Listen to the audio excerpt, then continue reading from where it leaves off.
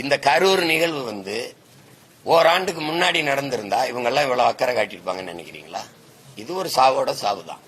சாராயம் குடிச்ச 63 செத்தான், ஆந்திர காட்டுக்குள்ள 20 பேர் சுட்டுக் கொல்லப்பட்டு செத்தான், இந்திய கடலுக்குள்ள 850 பேர் மீனவன் செத்தான். எங்க சாவு அவனுக்கு ஒரு பொருட்டே கிடையாது, அதெல்லாம் கவனிக்க மாட்டான். இப்ப இது ஏன்னா 4 மாசத்துல தேர்தல் வரப்போகுது, கூட்டணி அமைக்கணும், அப்ப பரபரப்பா இயங்கணும், அதை பேசணும். அதனால உடனே வரையல. உண்மையை கண்டறியறது என்ன கண்டறிய என்ன கண்டறிய ஒரு நியாயத்தை பேசுங்க. இப்போ நான் ஒரு நிகழ்ச்சிக்கு வந்திருக்கேன்.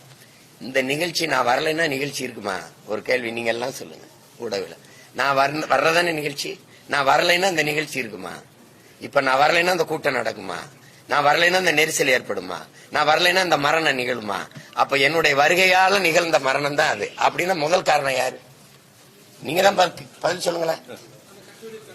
அக்கட்சியோட தலைவர் எந்த பொறுப்புமே ஏற்கலையே. நான் ஒரு காரணமாயிட்டேன், அதுக்காக வருந்துறேன். என் அன்பு மக்கள் என்னை மன்னிச்சு கொள்ளுங்க. இந்த மரணம் ரொம்ப வழிதோய்ந்ததா இருக்கு. இந்த சிறு குழந்தைகளுடைய மரணத்தெல்லாம் என்னால தாங்க முடியல. நான் அதுக்காக வருந்துறேன். இனி வரும் காலங்களில் இது போல நடக்காம நம்ம பாத்துக்கலாம், என்னை மன்னிச்சுக்கிறீங்கன்னு ஒரு வருத்தமே இல்லையே. அங்க நடக்காது, இங்கே நடந்துச்சு. அரசு தான் பொறுப்பு இருக்கணும். எங்களுக்கு சின்ன இடத்த கொடுத்தாங்க. நீங்க எழுதி கொடுத்த இடத்துல இந்த இடம் இருந்ததா இல்லையா? நீங்க எழுதி இடம் கேட்டீங்கல்ல, அதுல இந்த இடம் இருந்ததா இல்லையா? இருந்தது. நீங்க எழுதி கொடுத்த இடத்துல இது ஒரு இடம். அவங்க சொல்றது மற்ற இடங்கள்லாம் இன்னும் ரொம்ப குறுகலா இருக்கும். அங்க எரிபொருள் வங்கி இருந்துச்சு, ஒரு ஆற்று இது இருந்துச்சு, அது ரொம்ப பேராபத்து ஆயிருங்கிறதுனாலதான் இதுல கொடுத்தவங்க. அதுக்கு 2 நாளைக்கு முன்னாடி எதிர்கட்சி தலைவர் அங்க கூட்டம் அங்க நடத்தினதுனால இந்த இடம் வாய்ப்பா இருக்கும்னு கொடுத்தோம்னு சொல்றாங்க. அப்படின்னா நீங்க என்ன சொல்லிருக்கணும்? இந்த இடம் ரொம்ப சின்ன இடம், நான் வரமாட்டேன்னு சொல்லி மறுத்திருக்கணும். வந்த உடனே தம்பி பேசுறாரு, காவல்துறை அதிகாரிகளுக்கு நன்றி, அவங்க என்னை பத்திரமா இங்க கொண்டாந்து சேர்த்தாங்க அப்படின்னு. அப்புறம் அந்த காவல்துறை மேல சாவு விழுந்தவன்னு பழிய போடுறது எப்படி?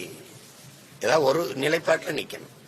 அப்ப இது என்னால நடந்தது அந்த சாவு, அதுக்கு பொறுப்பு நான் ஏற்று வருந்திரணும், அதோட முற்றாயிரும். அது இல்லாம நீங்க பொறுப்பு இருக்கணுங்கிறதும் அவங்க இவர் தான் காரணங்கிறதும் இதை கேட்கும்போது நமக்கு கடுமையான கோபமும் எரிச்சலும் வருது. ஏன்னா செத்து போயிருக்கிற வீட்டுல இந்த செய்தி போகும்போது இந்த சண்டையை பார்க்கும்போது எப்படி இருக்குன்னா, நாங்க பணத்தை கட்டி பிடிச்சி அழுதுகிட்டு இருக்கோம், நீங்க நீங்க நீங்க சண்டை கொடுக்குறீங்க, என்ன பட்டிமன்ற மாதிரி நடத்திட்டு இருக்காங்க. நாங்க லட்சக்கணக்கா சாகும் போதும் வேடிக்கை பார்த்து திரையரங்குகளையும் மதுக்கடைகளையும் கூடிக்கிட்டு இருந்த கூட்டம் தானே இது. நாங்க லட்சக்கணக்கா எங்கேயோ சாவுன்னு தெரியுது. உன் வீட்டுல இளவு விழுந்தா மட்டும் அந்த நாட்டுல இனம் சாகும்போது இனம் விழும்போது நீங்க கவலைப்படல, உன் வீட்டுல ஒரு இளவு விழும்போது உனக்கு வலிக்குது. 850 மீனவனை சுட்டே கொண்டிருக்கான். அப்ப இந்த பாரதிய ஜனதா இந்த காங்கிரஸ் எல்லாம் உற்று பார்க்காம இங்க உறங்கிச்சா? 12 பேரை ஒரே சங்கிலியில பூட்டி கொண்டு போனான்ல. ஒரு தேசியனத்தின் மகனா இது என் இனத்துக்கு அவமானமா நினைக்கல.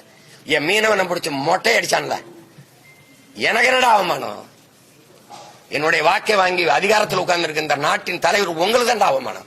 ஒரு நாட்டின் குடிமகனை மொட்டை எடுக்கும் போது அந்த என்னை அசிங்கப்படுத்தணும்னு செய்த செயல் உனக்கு தான் அவமானம், எனக்கு ஒண்ணு இல்ல. அது அவமானமா ஏங்கிறதுல என் மயிர் போனாலும் உயிர் போனாலும் உனக்கு ஒண்ணுதான். அதனால நீ அதை பத்தி கவலைப்படல.